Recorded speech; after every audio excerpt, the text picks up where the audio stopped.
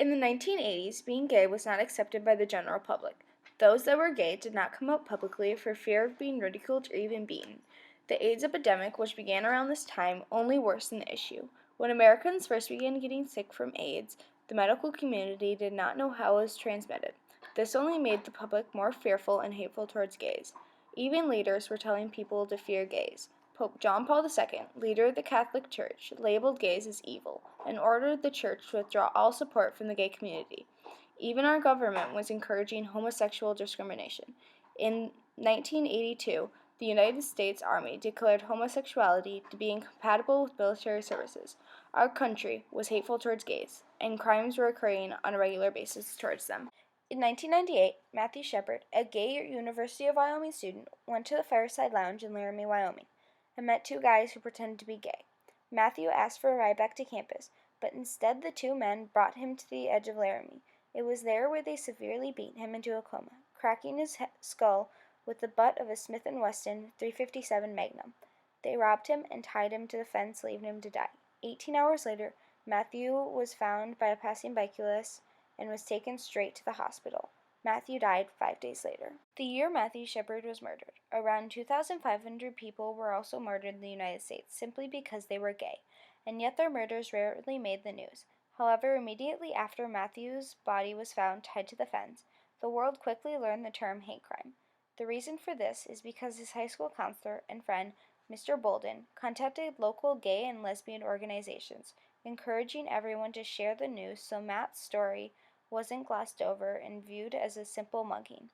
The day after calling these organizations, Mr. Bolden was woken by the telephone around 6 a.m.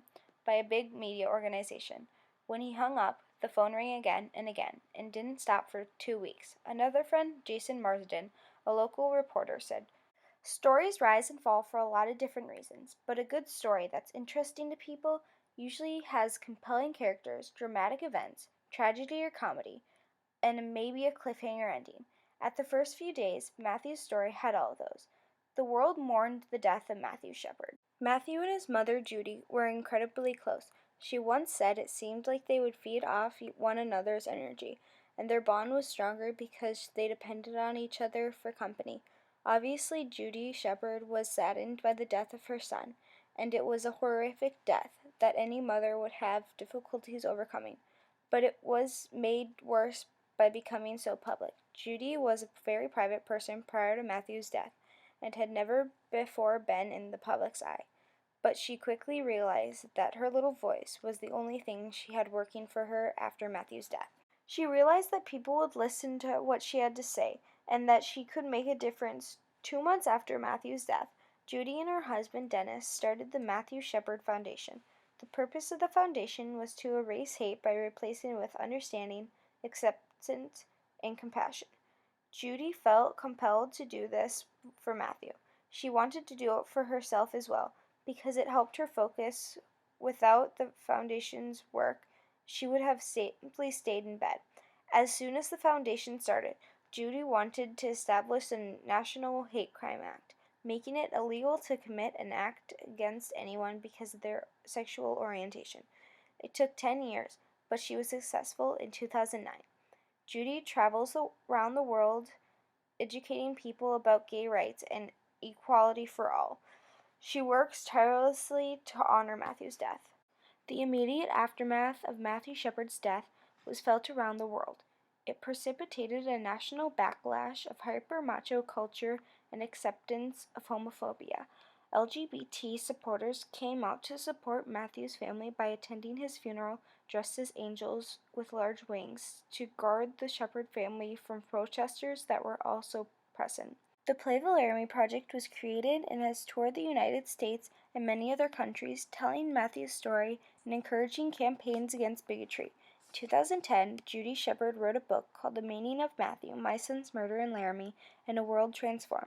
This book talks about how Judy and her family dealt with the murder of her son Matthew and all the protesters. The two men responsible for Matthew's death were convicted of first-degree murder and were given 2 life sentences.